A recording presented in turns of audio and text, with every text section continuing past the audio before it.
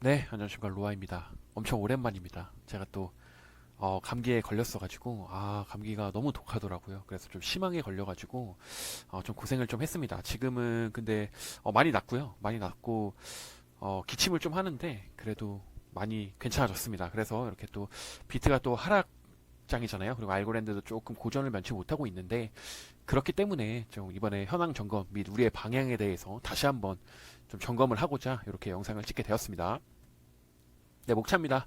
불안하지 않는 이유에 대해서 제가 한번 말씀을 드리고요. 두 번째, 또 당연한 수순, 어떤 수순이 있는가 한번 짚고 넘어가고 마지막 최종 정리하는 것으로 마무리하도록 하겠습니다. 네, 하락이 조금 연이어 발생하고 있는데 좀 불안하지 않습니다. 그래서 그 이유에 대해서 좀 말씀드리려고 이렇게 또 영상을 준비했는데요. 비트가 상승하고요. 그 다음에 상승이 있으면 당연히 하락 조정이 있겠죠. 그리고 하락 조정이 있으면 당연히 다시 상승이 있습니다.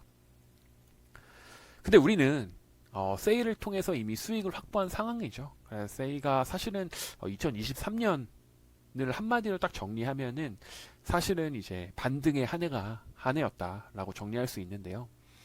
그 반등의 한 해의 주인공은 당연 솔라나와 세이입니다. 솔라나 같은 경우에는 근데 워낙 많이 빠졌었고, 그래 또 워낙 그 탄탄한 또 코인이었기 때문에 어찌 보면은 좀 예상이 됐었던 거고요. 그러나 세이는 8월에 작년 8월에 갑자기 생긴 코인이라서 그 펀더멘털에 대한 충분한 좀 분석이 또 솔라나보다는 많이 좀 부족할 수 있었죠. 그렇지만 우리는 어쨌든 세일을 발굴해 내면서 세일을 통해서 정말 극강의 수익률을 맛봤지 않았습니까? 그래서 또 항상 제가 강조드린 이렇게 상승할 때 리스크를 항상 우린 대비해야 된다.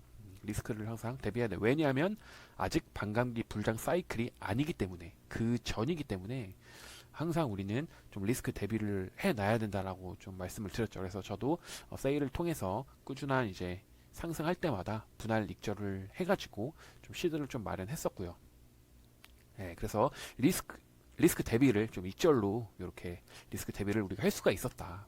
요거는 곧 엄청난 시드 증가를 의미합니다. 왜냐면 이제 상승했을 때 익절을 하고 다시 하락한 다음에 제가 말씀드린 그 로우 스팟에서의 공격적 매집을 통해서 나중에 추후에 최고의 수익률을 이렇게 좀 확보할 수가 있다. 그래서 시드 증가는 곧 다가올 비트코인 반감기 불장 사이클에서 엄청난 효과를 나타내서 우리의 비전 2025를 위한 최고의 수익률을 확보할 수 있는 어떤 밑거름이 된다라고 좀 말씀을 드리고 싶습니다. 그래서 만약에 우리가 세이 발굴이 없었다면 그리고 세일을 발굴했지만 어찌 보면은 그 발굴을 통해서 우리가 수익을 가져갈 수 있었지만 익절하기 전까지는 사실은 수익이 아니거든요. 그래서 일정 부분 이런 리스크 대비가 없었다면 좀 아쉬움이 많이 남았을 것이다. 특히 이제 세일 발굴이 없었다면 진짜 세이가 그런 상승하는 것을 바라만 보거나 아니면은 엄청난 위험을 감수하고 사실은 상승하면서 시드를 투입하기는 굉장히 어렵거든요, 사실은. 네. 굉장히 어려운 상황인데 어쨌든 그런 어떤 위험을 좀 감수하면서 도전적이게 투자를 좀 불안불안하게 좀 해야 되는 상황 혹은 지켜만 바라볼 수밖에 없는 그런 상황보다는 우리는 훨씬 지금 좋은 상황인 거죠. 네, 좋은 상황인 거고 최상의 결과를 좀 만들어냈었다. 거기다가 플러스 항상 제가 강조하는 반감기 사이클 이전에는 항상 리스크 대비가 있어야 된다. 요 두 가지가 만났을 때 세이 발굴과 리스크 대비 요 두 가지가 만났을 때 엄청난 시드가 증가하고 요것은 최고의 수익률 확보에 대한 밑거름이 된다라는 말씀 드리고 싶습니다. 그렇기 때문에 좀 불안하지 않다. 그리고 우리가 세일을 통해서 세일의 발굴과 어떤 수익 확보를 통해서 엄청나게 사실은 어, 시드를 엄청 늘린 상황이기 때문에 수익률을 많이 확보해 놓은 상황이기 때문에 사실은 지금 하락이 우리한테는 불안하지 않죠. 오히려 이것은 기회다라고 말씀드리고 싶습니다. 그래서 세이 발굴부터 저와 함께하지 못한 분들도 있을 텐데요. 좀 아쉽지만은 그래도 기회는 또 옵니다. 그래서 제가 24년 또 기대되는 코인 또 알고랜드를 또 지목하지 않았습니까? 그래서 또 이번에 알고랜드를 통해서 또 세이처럼 또 저희의 어떤 엄청난 수익률 확보가 진행을 하면 되니까요. 천천히 좀 그렇게 생각해 주시면 좋겠습니다. 네, 그래서 당연한 수순, 어떤 수순이 있냐. 솔라나와 제가 알고랜드를 많이 비교했었습니다. 그래서 작년에 저희가 이제 그 세일을 발굴할 때도 제가 알고랜드를 추천하면서 솔라나를 비교를 많이 했는데요. 왜냐하면 이제 엄청난 악재가 있었죠. 둘 다 공통점이 있습니다. 그래서 엄청난 악재, FTX 이슈로 솔라나의 어떤 엄청난 든든한 뒷배였죠. 정말 버팀목이었고 FTX 거래소가 솔라나를 엄청 밀어주고 있었기 때문에 정말 비빌 언덕이었는데 그게 이제 무너지게 되면서, 그리고 또 솔라나도 이제 증권이 분류가 되면서 여러 가지 좀 악재가 겹치면서 폭락을 했었고요. 그렇지만 솔라나는 이제 부활 23년에 부활에 성공을 했죠. 알고랜드도 마찬가지로 엄청난 악재가 있었습니다. 그래서 알고파이도 종료되고, 알고파이는 알고랜드에서 엄청 중점적으로 비중 있게 다루는 디파이 프로젝트였는데 최대 프로젝트였죠. 그래서 알고파이도 종료를 하게 되고, 정말 엄청난 자금난으로 인해서 제가 이전에도 공유 드렸는데 정말 훌륭한 인재들을 또 에이다에 넘겨주는 좀 이런 어떤 악재들이 좀 많이 중첩이 됐고요.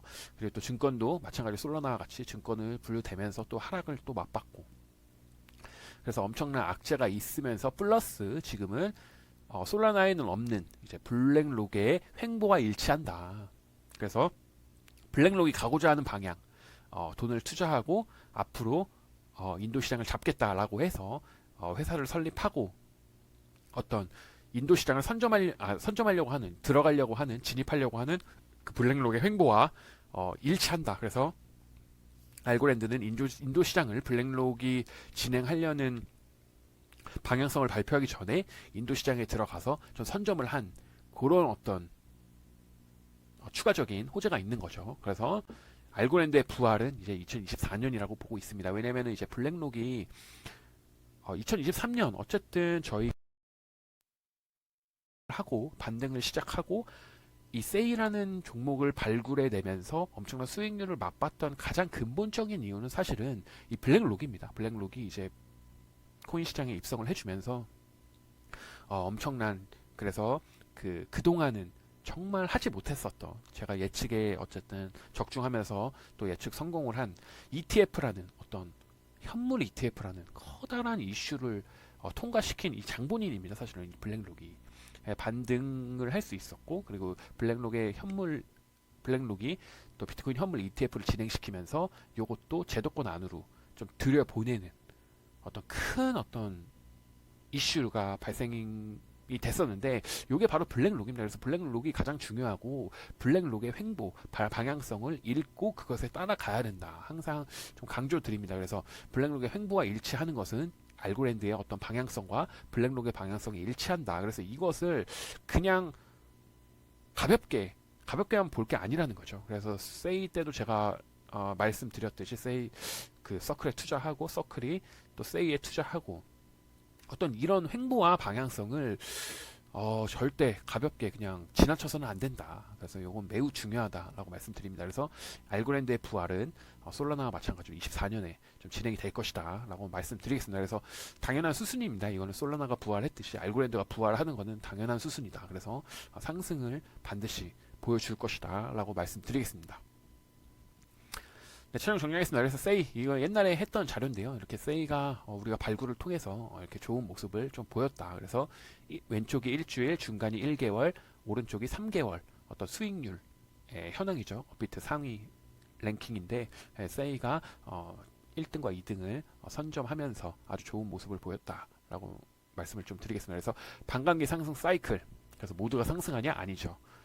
그래서 상승률이 모두가 다른다. 그런데 우리는 이제 최고의 수익률을 좀 달성할 수 있도록 최선을 다해야 된다. 그러나 이 최고의 수익률을 달성하려면 항상 기억해야 될 거, 아직은 반감기 상승 사이클 전이기 때문에 익절을 통한 이 리스크 대비를 좀 어느 정도 해야 된다. 왜 해야 되냐? 요거는 조정과 하락 시 우리가 과감한 매집을 할 수 있는 시드, 엄청나게 좋은 밑거름이 된다. 그리고 이 과감한 매집을 해야 되는데, 말 그대로 이 수익률이 모두가 다르기 때문에, 상승률이 모두가 다르기 때문에 코인의 발굴을 통해서 좀 더 상승률이 높은 코인에 대해서 집중적으로 저희가 과감한 매집이 들어가면은 요거 세 개가 맞물렸을 때 시드 극대화가 달성이 된다. 엄청나게 극대화가 되는 거죠. 익절을 통해서 리스크를 대비하고, 그래서 시드를 마련하고, 이 시드를 코인의 발굴을 통해서 상승률 높은 코인을 집중적으로 이 조정과 하락 시에 과감한 매집을 했을 때 나중에 우리의 최고의 수익률로 나가는 이렇게 어떤 발판이 된다. 그래서 시드 극대화가 매우 중요하다라는 말씀 드리면서 요 하락이 사실은 불안하지는 않습니다. 그래서 불안한 게 아니죠. 오히려 불안하기보다는 우리에게는 절호의 반감기 상승 사이클 전에 절호의 기회다. 그래서 이 기회를 우리는 잘 살려서 우리가 그동안 해왔던 코인의 발굴과 리스크 대비를 익절을 통해 리스크 대비한 시드를 마련했기 때문에 과감한 매집을 통해서 최대한 로우 스팟을 찾아서 과감한 매집을 들어간다면 우리가 반드시 24년 매우 중요하지 않습니까? 25년 비전 2025를 향한 정말 제일 중요한 해라고 말씀을 드렸고 이 중요한 해에 최고의 수익률을 올릴 수 있는 우리의 어떤 가장 좋은 발판이 된다라고 말씀드리면서 좀 마무리하겠습니다. 그래서 좀 하락장이 좀 지속되고 있는데 너무 걱정하지 마시고 조금 더 우리가 정말 많은 시드가 또 필요한 것도 아닙니다. 이렇게 리스크 대비를 못하신 분들은 정말 10,000원, 20,000원 아니면 10만원, 20만원이라도 좀 모아가지고 꾸준하게 우리가 꾸준하게 성실하게 좀 조정과 하락 시에 사실 가장 중요하거든요. 그래서 이 중요한 시기에 좀 꾸준하게 좀 매집을 하자라는 말씀 드리겠습니다. 감사합니다.